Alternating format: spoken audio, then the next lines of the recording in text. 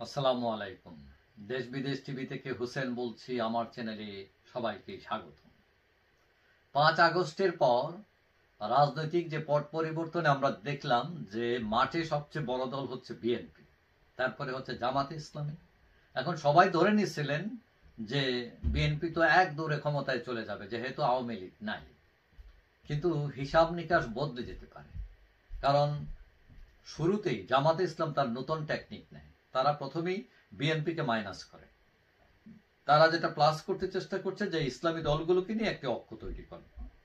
এখন এই যে অক্ষ তৈরি করে তারা ক্ষমতায় যেতে পারবে কিনা, এখন অতীতের নির্বাচনী রেকর্ড যদি দেখেন তাহলে দেখবেন যে জামাতে ইসলাম বা ইসলামী অক্ষ জোটগুলোর ভোট হচ্ছে 15%, মানে এর উপরে না।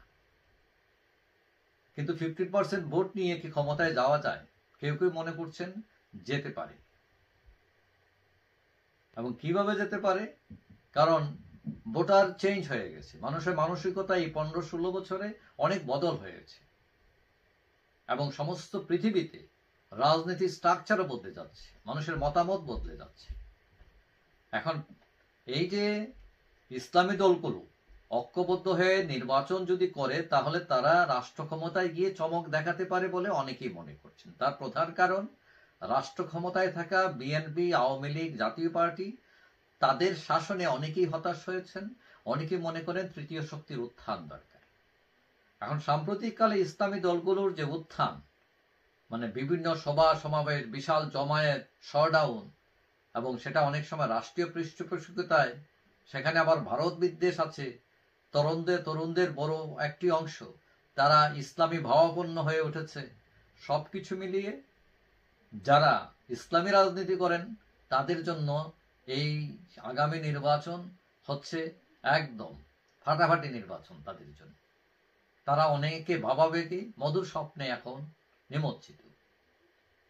এখন তৃতীয় শক্তির অপেক্ষায় কিছু মানুষ, তো এই যে নাগরিক পার্টি বা বৈষম্য বিরোধী যারা ছিলেন তারা প্রথম একটু আশা জাগালো, কিন্তু পরবর্তীতে আতুর ঘরেই তারা মোটামুটি তাদের স্বপ্ন মরে যায়। মানুষ অনেকটা হতাশ হয় তাদের উপর। তারা ভেবেছিল তৃতীয় শক্তি হিসাবে তাদেরই উত্থান ঘটবে, কিন্তু সেই জায়গায় আসে জামাত বা তার সহযোগীরা মিলে সেই জায়গাটা দখল করে বসে আছে।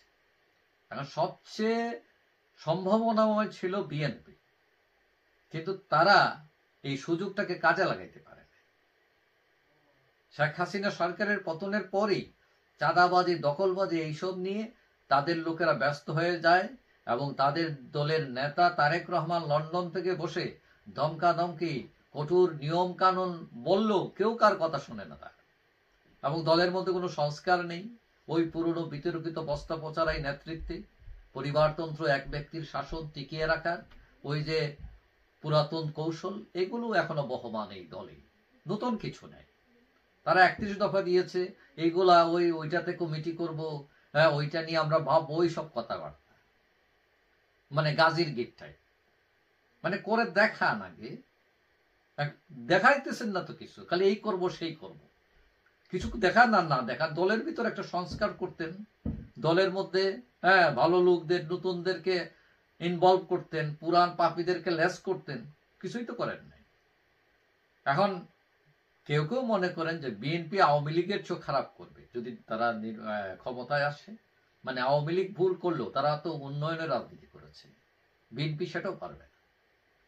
এখন মোটামুটি ফাঁকা মাঠ পেয়ে ইসলামী দলগুলো তারা স্বপ্নে বিভোর আছে যে যেভাবেই হোক তারা এইবার সুযোগ দেবে, সুবর্ণ সুযোগ। এটা ছাড়াও তাদের আসার আরো কারণ আছে, মানে পৃথিবীব্যাপী চরমপন্থী যে উগ্র ডানপন্থী দলগুলো আছে বা দেশ বা নেতা, তাদের উত্থান ঘটেছে। আপনি ট্রাম্প বলেন, এই যে ব্রিটেনের চরমপন্থী দল একটা আছে রিফর্ম ইউকে, তার নেতা হচ্ছেন নাইজেল ফারাজ। এখন এই পার্টি একদম তলানির একটা পার্টি। তারা 650 সিটের মধ্যে তাদের সিট ছিল পার্লামেন্টে মাত্র 4টা। এই 4টা সিট নিয়ে এখন তারা ক্ষমতায় যাওয়ার স্বপ্ন দেখছে। বিভিন্ন যে জরিপ হচ্ছে, জরিপে দেখা যায় এখন তারা লেবার পার্টি, কনজারভেটিভ পার্টিকে বিট করে তারা সবার উপরে উঠে চলে আসছে। এটার অর্থ কি দাঁড়াচ্ছে? এটার অর্থ দাঁড়াচ্ছে যে মানুষ নতুন কিছু চাচ্ছে।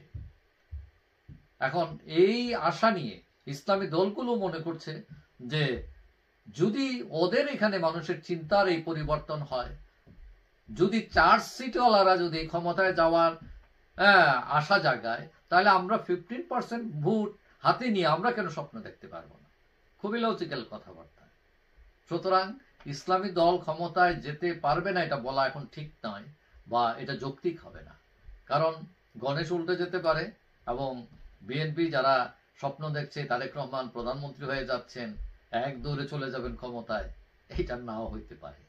অপেক্ষা করেন। যাই হোক, সবাই ভালো থাকবেন। আশা করি দেখা হবে অন্য কোনো ভিডিওতে।